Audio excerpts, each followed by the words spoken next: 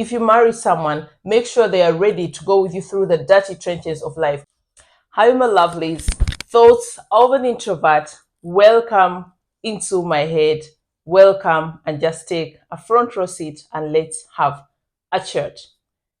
This is why you should never, ever marry just for love. Or should you marry just for love? That's the dilemma, what is going on in my head right now.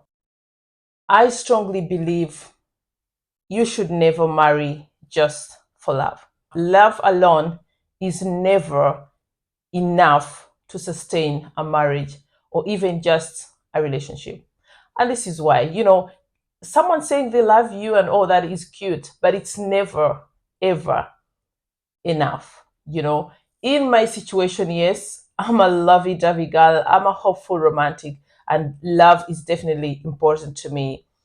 But someone saying they love me or even loving me is not enough. I prefer someone choosing me, someone being like, I choose you. Because with my life experience, I've come to realize that it's actually, paradox as it sounds, in some cases, even possible to love more than one person. But for you to be able to choose that person and be like, this is going to be my person, this is going to be my number one, this is going to be my priority, is something that I find more attractive, more romantic than just, I love you, you know? And if you don't know, I'm divorced. So, like I said, my life experience, when you get married, you love that person. In the best of circumstances, you love that person, which I did. Divorce, fall in love again, So that's why I'm saying in the course of our lifetime, we get to love more than one person. The degree at which we love is different. And that's why I'm saying for me, I prefer someone choosing me. Yes, love me, but it's more important for you to choose me. And what do I mean with choosing me? I'm talking of someone choosing me in a way that they are ready to navigate life with me, with all my imperfections, with all my drama, with all my complexities, like I always say, it takes two to tango. A relationship is made up of two people. Even when it doesn't work, you're both responsible to some extent.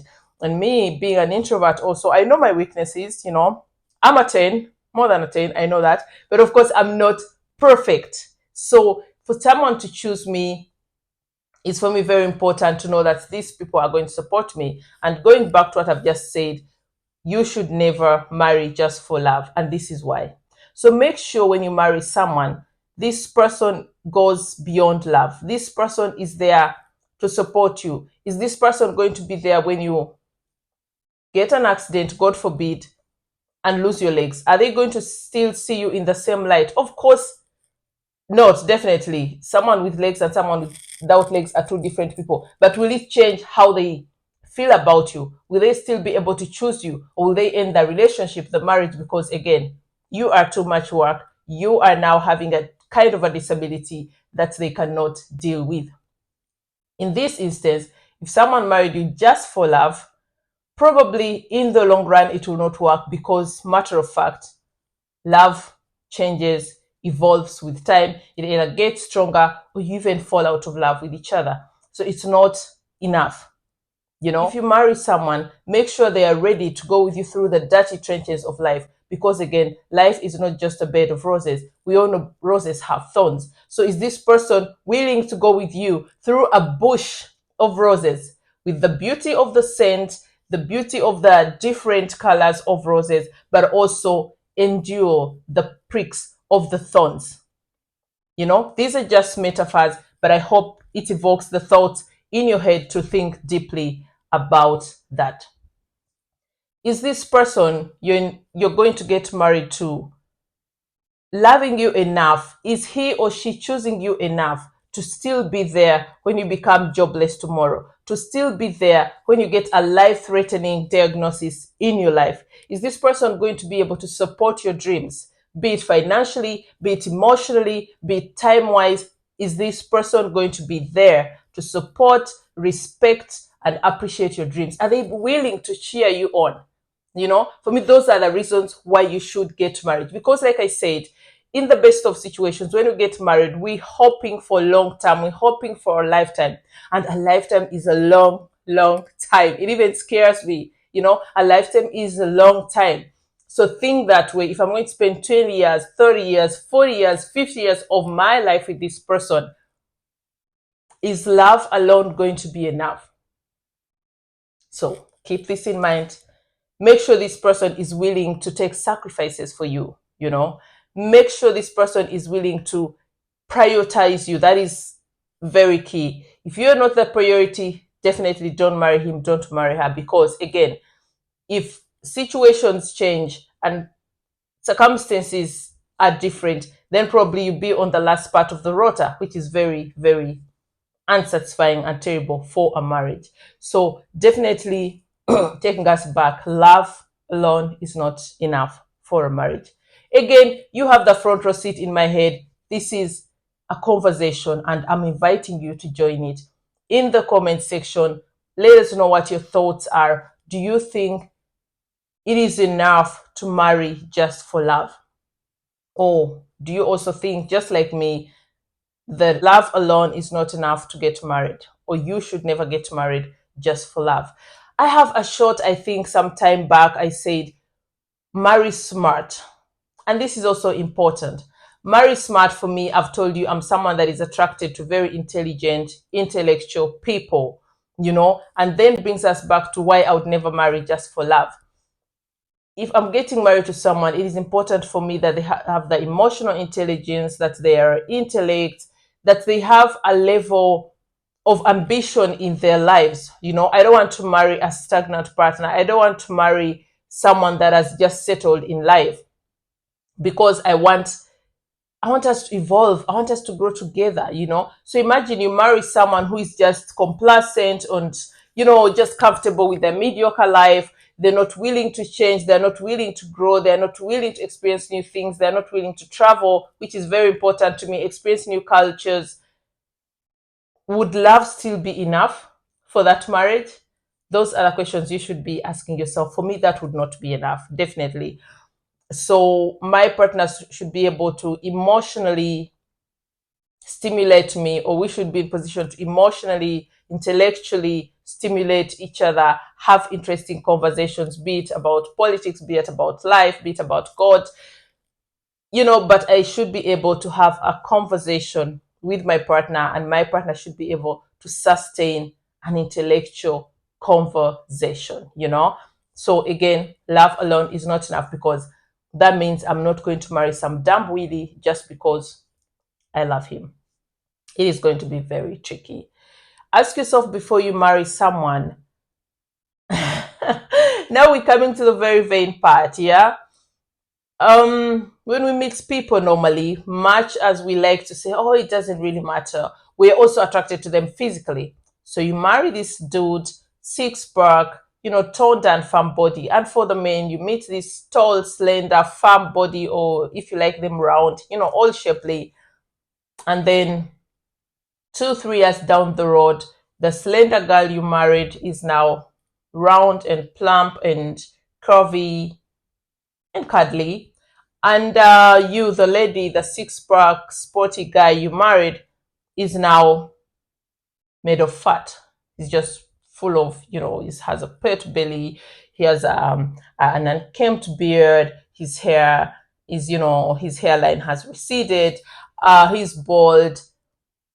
Ask yourself, is love still going to be enough? Are you still going to love this person and still want to be married with them, and your marriage will still thrive despite the changes? If you can answer that question with yes, without the lovey-dovey emotions, then yes, you can marry them. But if you even take a second to think about that, then again, love alone is not enough. So make sure you marry someone that you're willing to ride with for a long time, with all the changes, the evolving. And again, like I say, when you get married, we grow, we change. The girl who you fell in love with 10 years ago might not be the same woman you married, 10 years ago. She's going to change. She's going to evolve. Her desires, her wishes are all going to change. So are you still going to be in position to evolve and grow with that person? And that's why I said I would never want to marry someone who is just complacent and comfortable with where they are and not even open to growth. So again, for me, love alone is not enough to get married, and that's why I believe you should never get married just for love. Another factor to look at is why I believe you should never marry just for love. Let me tell you, there are going to be days in your marriage where you can't stand your partner. There are going to be times, circumstances where you actually hate your partner, where you can't even find it in your heart to love them. And that is normal. It doesn't mean you're falling out of love, but there are going to be circumstances, like I said, where human beings were different. So when you marry someone, you're trying to navigate life together, you're trying to understand each other because you are different, you know? So there are going to be situations, maybe your husband is going to do something that really, really doesn't settle well with you, or your wife is going to do something that is really going to throw you off balance. And for a few days, or even in that moment, you're going to hate them or not. Find it in your heart to love them. How are you going to sustain that marriage in such situations, you know? And this is what will hold your marriage in such situations where you don't even feel like you love your partner or you're in position to even love them. What is going to bring you back together, keep you back together, and bring you back to the place of love is if you're friends, you know, if you have things that bring you together, like in my case, if I love having conversations with my partner, if my partner is attractive, that is very important to me. If my partner is a kind person, adventurous, you know, if we can navigate life together, even outside of the love bit, then probably I'll be able to sustain that marriage. If my partner is my travel buddy, if my partner is my chat buddy, like we get to have discussions, not as partner, not as husband and wife, but just as human beings. If my partner is very intelligent and also emotionally, of course, very important.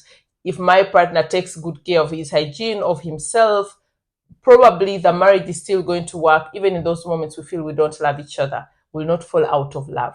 But if you're with someone just for love, the moment they do things that are not worthy in your eyes, you're probably going to fall out of love with them. And I'll tell you something later in another podcast episode where we'll be talking about, you know, where I always ask myself, is love unconditional like we always say, you know?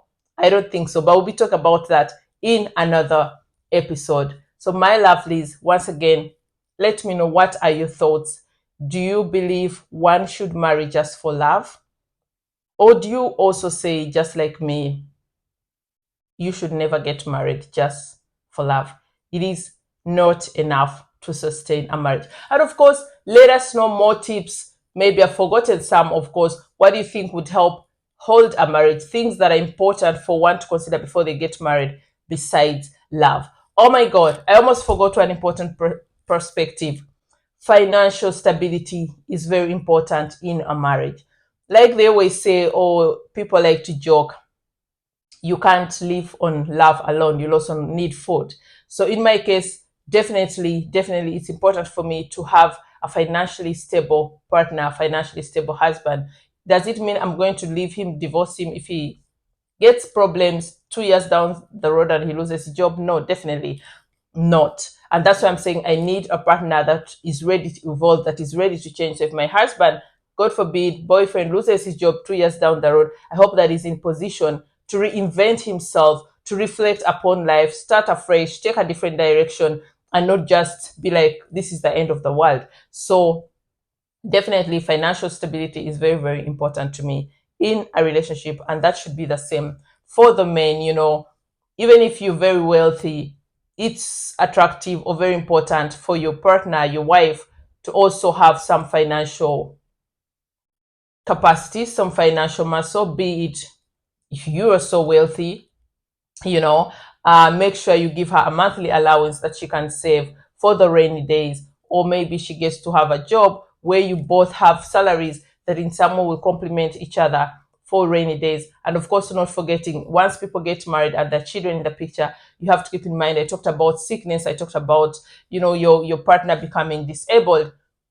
If you're a man and you're wealthy and you're like, my wife doesn't have to have money, she doesn't have to be financially stable, what's going to happen if you lose your job or if you become ill and your wife doesn't have anything? to help you through the rainy days. So you have to keep both perspectives. And for the women also, you always have to keep in mind, what if my partner passed away? Where do I start from? How do I feed my children?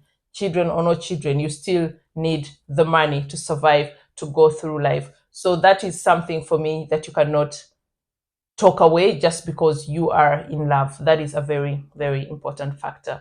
My lovelies, thank you so much for taking the front row. And don't forget to subscribe, of course. If you're new here, share this podcast, be a part of our family. Suggest any topics that you'd like us to talk about here in the Thoughts of an Introvert. And until next time, my lovelies, thank you.